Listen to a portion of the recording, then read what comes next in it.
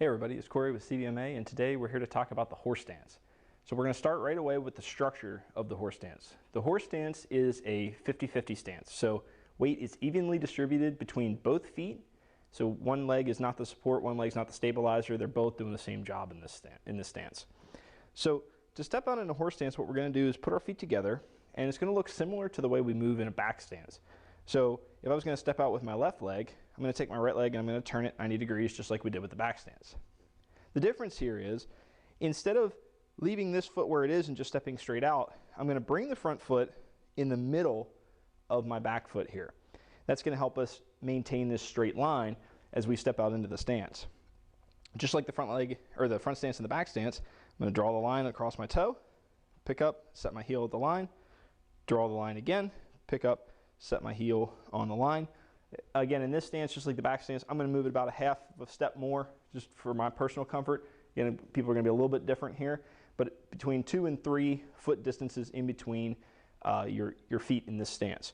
Now, the important thing here is when you go out into this stance, you don't want to pivot on your heel. You don't want to draw your heel in this way. You want to pivot on the ball of your foot. So as I set my foot in the right place, I'm going to pivot on the ball of the foot to put my hips in the right position. My hips should be basically 90 degrees from the direction that I'm going.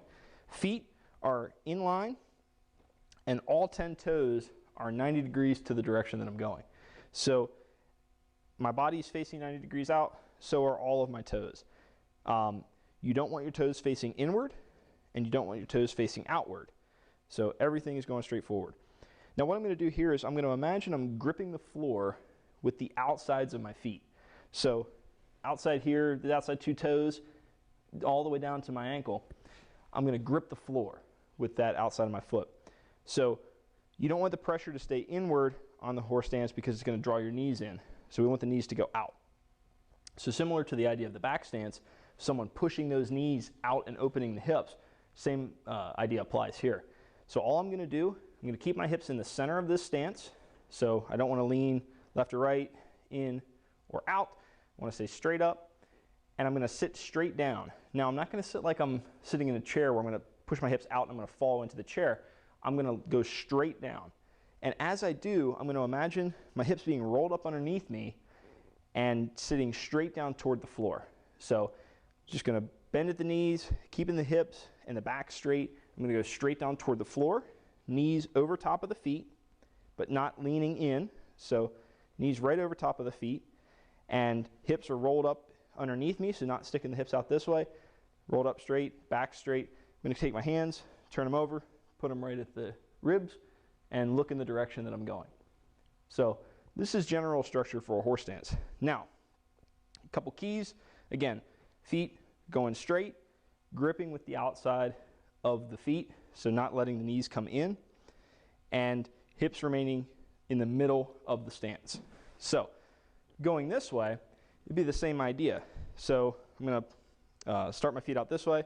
I'm going to turn my right foot, sit my left foot in the middle, draw the line, step my foot to the line, draw the line, step my ankle to the line. A little bit of an extra step here for me. Pivoting on the ball of the foot to put my hips in position, making sure that my feet are at the same line, hips are in the middle of the stance. And if you feel like you're out of alignment here, go ahead and fix it. So don't worry about, I have to start over, I didn't step out in the right way. You'll get there with it. But right now, let yourself do the full stance and then try it again. So good, fix your feet, put them in the right position. Now grip with the outside of the feet, rolling the hips up underneath, back is going to stay straight. Thinking sinking straight down to the floor as I bend the knees, letting them open out and settling myself in position. Hands coming to the ribs and looking in the direction that I'm moving.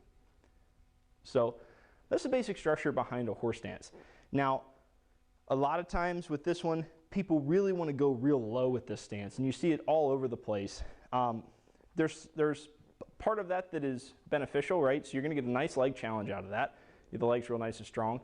But from a mobility perspective and from a combat perspective, it's not going to help you as much. So you don't want to be in a stance that's going to keep you immobile or is going to put you at risk from a leverage perspective because you're too low to the ground. So in this type of stance, about 45 degrees is about where we want to be. So again, I don't want to be real high like this, because I'm just going to topple over, right? It's a leverage problem. I may as well just be standing straight up for all the good it's doing me. But when I'm in this stance, I also don't want to sit real low like this, because it's going to put me in a bad position. The lower I sit, the more I have to adjust my form to make that stance doable. And all of those adjustments that I'm making, I have to widen out a little, or actually draw the legs in a little bit more. I have to set the hips in a certain way to make sure that I can get down there without the knees being impacted by it. And it just puts me in a bad spot in general. So I want to be about a 45, right? So 45 degrees here. This is not going to be a comfortable stance, but this is a stance that's going to take a lot of force and be able to protect you from it. So it's a very good stance to get comfortable with, but it's going to take some time. So again, I'm here. I'm kind of 45 again. If you want a stance challenge and you want to work your legs a little bit, what you can do is you can come in here and sink a little bit lower and just let yourself kind of stay there for a couple seconds.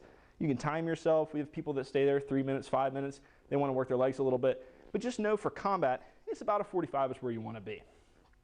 So when you're doing a horse stance, those are the things to keep in mind. 50-50, not too low. Keep your hips in the center and grip the floor with the outside of your feet, not letting those knees come in toward the center of your stance. So now let's talk about movement. So if we're in a horse stance facing the front, and I got my left leg out, and I want to step forward, the biggest key is I don't want to show my back to my opponent. So it would definitely not make sense for me to step this way and put myself where I can't see my opponent and they have the upper hand there. So as I move forward, what I'm going to do, it's going to look similar to the back stance with one major change. So the first step is not unlike the back stance. I turn the foot, I step up, and I meet in the middle. Legs engaged, everything's pretty much the same as the back stance here. The difference comes in where I set this foot at. So in the back stance, this foot went straight out, and then I pivoted the foot, the back foot. Instead of going straight out, as in my normal gait, I'm going to actually step this foot in toward my other foot. So I'm going to actually sort of cross step here. So I'm putting my feet in line. The reason I'm doing this is because my feet have to end up in line. So if I step out here and I turn the feet, I'm now not in line. And I've put myself out of alignment. And now I can't take force in this direction because the stance is weak. So as I'm here, when I step this foot out, I want to be on line. So I step out. I'm transferring just a little bit of weight here again to get it ready for 50-50. I'm going to pivot on both balls of the feet, letting the hips come along with the action and settling into position. Now, what you want to watch here is you don't want to do two different things. You don't want one foot to pivot on the heel and one foot to pivot on the ball, because what that's going to do is if I put this foot out here and I pivot on the ball of the foot here and the heel of the foot with my back leg, it's a little awkward to do that, but I'm going to come to here. And you can see I almost half fell doing it, and I'm definitely out of line because the feet are going to go two different directions. If I put this foot here, so right along this line, let's go right on the square here. So my foot's right on the square here. If I pivot on the ball of my foot, you see my heel comes back toward to my right side of the square.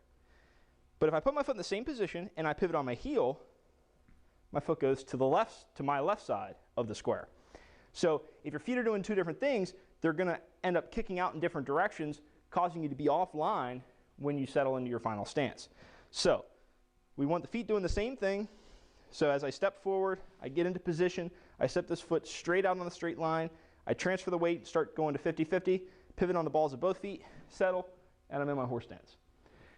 Again, stepping forward, bring the back foot up, meet in the middle, let the advancing foot continue through on the straight line, pivot on the balls of the feet, and look forward towards your destination. Now, moving backwards is where people make their mistake. Because again, our biggest concern here is not showing our back to our opponent. So the thought is, well, I'm going this way, or I'm sorry, I'm going this way, and I want to step forward. I'm going to maintain that same action, right? But let's say I want to step backwards, and I want to go away from my target. So I'm going to think, well, I do the same thing, right? I would just turn, I would bring my feet together, and now my back's to my opponent. And now I'm in trouble, right? So coming toward you, if I'm retreating, and I say, well, I've just mimicked the same action, I bring my moving foot to center, now my back's to you, now I'm in trouble. So I don't want to do that. I want to retreat while keeping my opponent in sight. So what I'm going to do is I'm going to go the opposite direction. I'm going to turn the hips, allowing the hips to draw this foot in, back to center. So as I turn the hips, I'm going to let that foot draw back into center. Again, I'm back to this position where my legs are engaged, I met in the middle, and then it's the same similar concept. I'm going to take the retreating foot, it's going to go on line now. So again, not straight out where my normal gait would be, but in the center. I'm going to pivot, I'm going to shift the weight back slightly to get up on the balls of both feet, pivot on the balls of both feet, settle, and look the direction that I'm going. So one more time, and this time I'll do it sideways so you can see that way. Again, I'm here, I'm looking this direction, I'm going to retreat this way. I don't want to turn, show the back, so I'm going to draw the front foot by turning the hips as I turn the foot, letting all of that draw this foot back into position. Again, staying centered. I'm not leaning over my toes or really rocking back on my heels. I'm trying to stay centered, letting that weight stay on the same plane like I'm moving a table, and let it all glide and move on the same plane. Again, from here I'm going to step the foot back and on line. So not in my normal gait, but straight back and on line. Shift the weight back slightly, let myself come up on both balls of the feet, pivot, settle, and look in the direction that I'm going. Now, I'm doing that up on the balls of the feet part for a little bit of exaggeration so you can see it. You still don't want to bob the head. So as I'm here, what I don't want to do is come to here, stand up, go here, come up on the tippy toes, and then settle down, right? I want to maintain the same level here. So I'm coming back, I'm setting the foot out, and I'm settling here, trying not to bring that gait, that height any higher than it has to, because that's what I'm doing there is I'm releasing weight, which means I have to resettle it, which means I have to recommit, which puts me at risk of being swept or attacked and put in a position I don't really want to be in. So when you're moving in a horse stance, you want to make sure you're staying on a straight line. So if I'm here on this line and I step forward, I should end on that line. So be careful when you step. Again, if you let this go at its own, at the normal width of your gait, and I go here, I'm out of alignment. And now when I step again, now I'm really offline, and I'm going to continue that trend down the floor. So just be careful of where you're putting your foot. You want to maintain a straight line the entire time. So we know how to move forward and backward. We know the normal structure. Let's talk about the turn.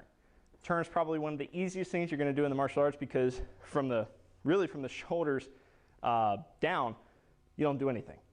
So if I'm in a horse stance and I'm facing the back and I want to face forward, all I do is turn my attention. And if you think about it, that makes sense, right? Whether I'm facing this way or this way, my feet are going this direction, my hips are centered, my body's going this direction, my hands are going to remain where they are, my weight distribution doesn't change, my hip position doesn't change, nothing changes except where my attention goes.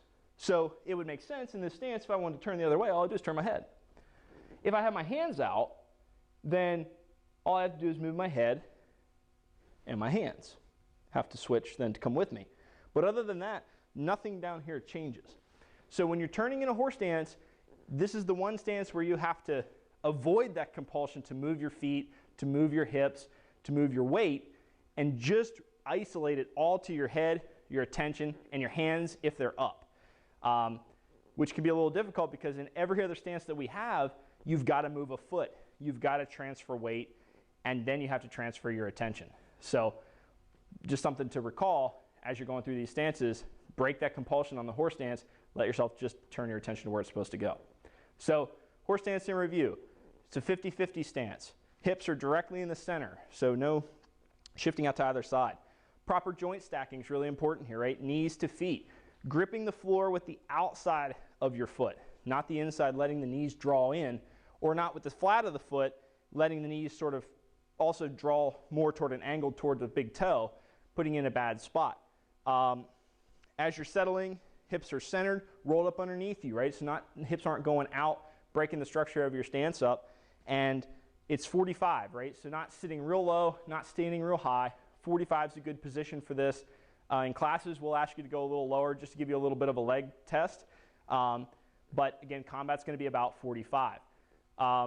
When you're moving, never showing your back to your opponent, right? So as we're stepping forward, we're going here, right? Not showing the back to the opponent. As we're moving forward, feet center. As feet center, I step onto the straight line, not at the normal gait distance. Come up on the balls of the feet, turn, settle, and turn my attention. If I'm going backwards, not showing the back, right? So drawing the foot in back toward the center. And as I let that retreating foot continue, it continues on the straight line, not at the normal gait width. Set, shift the weight back, get up on the balls of the feet, turn, settle, set your attention where it's supposed to go. And of course the turn, everything stays where it is except for your attention and your hands if they're up. So that's the horse stance. Thank you guys for watching. I'm Korie with CVMA. See you again next time.